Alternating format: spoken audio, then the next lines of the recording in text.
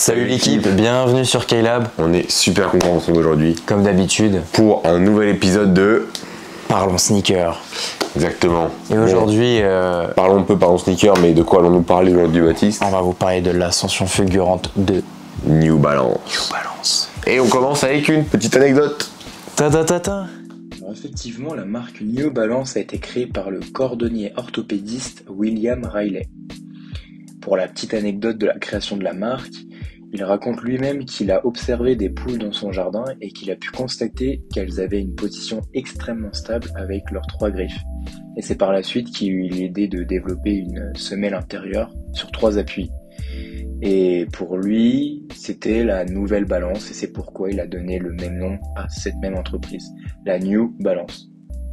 Bon, après cette petite anecdote, on remercie Baptiste et sa chaleureuse voix off J'espère que vous avez on aime apprécié. tous. En vrai, je pense que dans toutes les vidéos Parlons Sneaker, maintenant, on vous mettra une petite anecdote. Ouais, carrément. Comme ça. Sans plus attendre, on démarre avec Avec les des- New Balance. des Et en pépites. vrai, du coup, pour commencer, moi je pense qu'il y a 3 modèles en vrai, qui sont vraiment importants chez New Balance. 3-4, ouais. Et qui leur ont permis, 3-4, de bien remonter et d'avoir cette hype. Pour moi, c'est 990, Ouais. 550 et 2002 R. Et la nouvelle avec la les l'énorme bulle, ronds, là, ouais. les fébules et tout, Très belle collab. qui sortent New Balance du lot et qui les font tout casser, genre. Et même les collaborations avec qui ils choisissent de les faire. Donc, Ouais, même les 327 aussi ont très bien marché. franchement, tout leur modèle en règle générale, même moi je pense que j'ai commencé, alors c'est tôt, hein, mais j'ai commencé pour moi personnellement à me renseigner depuis qu'ils ont fait la collab avec Casablanca, je pense. Ouais, tu as 327. Ouais, 307. J'avais beaucoup aimé le modèle Ouais, moi et j'avais commencé à regarder un petit peu et Ouais, très voilà. belle collab. Bon, Donc, franchement, super. sans plus attendre, on commence on a pris quelques paires pour illustrer tous nos propos un peu. Ouais. Donc, ça, gros banger. La UNC. UNC et la Olay. Donc, en vrai de vrai, vas-y, commence un petit point sur pourquoi toi tu penses que New Balance c'est aussi bien vu, genre surtout les 150. Bah alors, de toute façon, moi je trouve qu'aujourd'hui on retrouve un petit peu une mode en règle générale et qu'on voit aussi au niveau des jeunes, c'est un peu la mode old school, Ouais. de se rhabiller un peu comme les parents ils s'habillaient quand ils étaient jeunes, etc. Avec toutes les séries à la style Stranger Things, tout ça, blablabla. Et du coup, je trouve qu'en fait, New Balance, les 550 en tout cas, elles viennent hyper bien illustrer ce qu'on est en train de dire, avec ce look rétro. Moi quand je vois ça me fait penser un petit peu au look des paires un peu que les darons, les darons pouvaient porter, et ça revient à la mode et j'aime vraiment beaucoup la shape. Et tu vas en parler, mais les matériaux qui sont utilisés, les différences de texture, franchement, non, moi personnellement j'aime beaucoup le fait de voir autre chose que du Nike qui propose quand même régulièrement toujours un petit peu les mêmes choses. Là ça fait plaisir de voir des choses différentes. Ouais. Moi je pense ce qui plaît beaucoup aux gens aussi c'est le shape différente, oui, qui rentre parfaitement dans la mode. Mais aussi, alors un premier truc qui est pas vraiment illustré sur les 550, mais c'est la qualité. La qualité de New Balance qui, en vrai de vrai, faut être honnête, mais une stratosphère à Nike, vraiment, enfin au Dunk, si on compare équivalente à pas équivalente, au Dunk, au Air Force, c'est stratosphérique. Malheureusement, le confort sur les 150 n'a pas l'air de suivre. On a eu des mauvais retours dessus. Mais par contre, la qualité. Mais tu sens quand même qu'il y a de la qualité. Plus robuste et tout. Voilà, par exemple, déjà, rien qu'un seul truc, tu sens qu'à l'avant de la paire, déjà, le cuir, il va beaucoup moins se plisser à force de l'utiliser. Et moi, franchement, les couleurs qu'ils peuvent faire, ça match hyper bien ensemble. Ouais, les colorways, ils sont très chauds. Après, attention, moi, ce que je trouve un peu dommage, mais en même temps bien, c'est que je trouve qu'ils sortent beaucoup de colorways. Après, c'est toujours la même chose. Quand un modèle marche, les marques ont mais là, j'ai peur qu'ils en investissent. abusent. C'est fou, tout le temps, ça sort. Tout le temps. Ouais, bien sûr. Mais après, il y a des gros bangers comme les modèles qu'on vous présente là, C'est ça, qui exactement. marchent hyper bien et qui font kiffer de zinzin. Non, c'est sûr.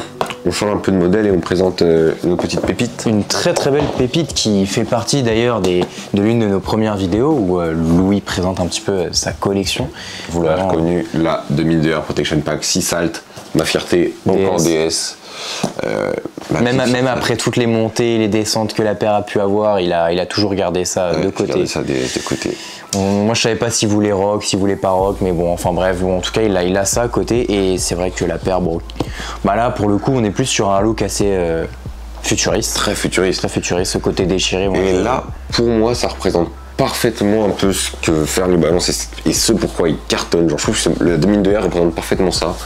Un prix raisonnable, 160 € au retail. Une qualité, mais les gars, c'est fou furieux. Là, tu regardes la paire, elle est tout en daim. Exactement. Il n'y a pas un point de colle. Genre, vraiment, il n'y a pas un point de colle. Rapport qualité-prix, franchement. La paire, elle est légère, elle est bien finie, et le summum, elle est bourrée de détails. Et le confort. Bourré de détails. Le confort est phénoménal. Toi, tu rock une. Bah moi du coup je rock la Pink. Alors après on sait que entre les premiers modèles que New Balance ont sortis et les nouveaux qui viennent de sortir aussi, il n'y a pas les mêmes matériaux qui ont été utilisés. Mais malgré tout la paire elle reste incroyable à rock, à porter. Franchement c'est un plaisir. Donc voilà, franchement. Ouais, 2002R, et du coup on va comparer un peu avec une autre 2002R qu'on a en stock, c'est la 2002R JD, JD toute noire, et ça illustre un peu ce que j'aime aussi chez New Balance, du côté un peu plus passion sneakers, hors du côté investisseur. C'est que en gros, tu vois, t'as ces modèles là, genre si ça a de fantôme, imagine tu veux une New Balance fantôme, Protection Pack fantôme, tu vois, qui coûte 400-500 balles. Et en vrai, t'as pas du tout envie de les mettre, c'est super cher, les gars. Et bah, tu vas chez ton retailer à côté de chez toi, et tu trouves une 2002R qui s'en rapproche, t'auras le même confort, la même qualité. Exactement. Et une paire qui aura à peu près la même dégaine, et c'est hyper kiffant. Non, c'est sûr, c'est sûr.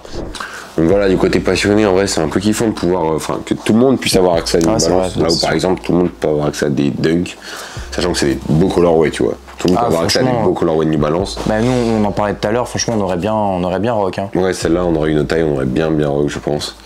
Donc voilà, c'est un peu ce qui me fait kiffer. Maintenant, si on parle un peu plus du côté investisseur, nous, on investit particulièrement sur de la 550.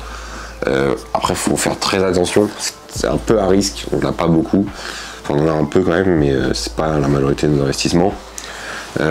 Qu'est-ce qui est risqué? C'est les restocks. Ouais, les restocks, beaucoup de restocks parce que du coup beaucoup de demandes aussi.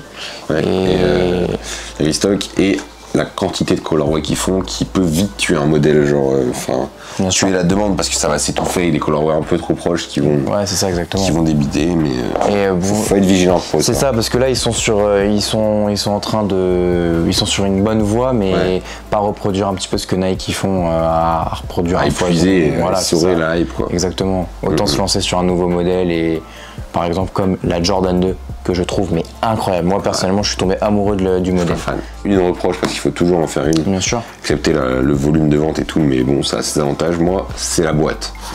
Excepté grosse collab, il n'y a pas de special box. Non. Et je trouve ça dommage. C'est très fragile les boîtes. Et hyper fragile les boîtes.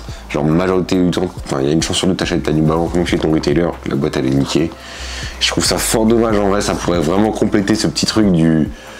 Ouais, non, c'est sûr. Genre retail bas, genre une 150 c'est 130 balles, si t'as une belle boîte avec, franchement l'expérience de vente serait incroyable, et ce serait un kiff fou, genre. Mais bon, voilà, comme t'as dit. On sait qu'ils savent le faire parce qu'ils le font sur les collabs. On sait que c'est possible parce que Nike le font sur des paires limite General Release, ils font l'effort de faire des box un peu différentes.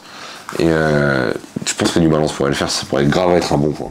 On espère en tout cas que ce petit épisode de Parlons Sneaker vous aura plu. Ouais, n'hésitez pas à me dire en commentaire ce que vous en pensez. De ce que vous pensez de New Balance. Est-ce que vous rockez New Balance? Nous, il n'y a que Baptiste qui a des très belles New Balance. Mais voilà, et puis on se retrouve la semaine prochaine pour une nouvelle vidéo. Salut l'équipe!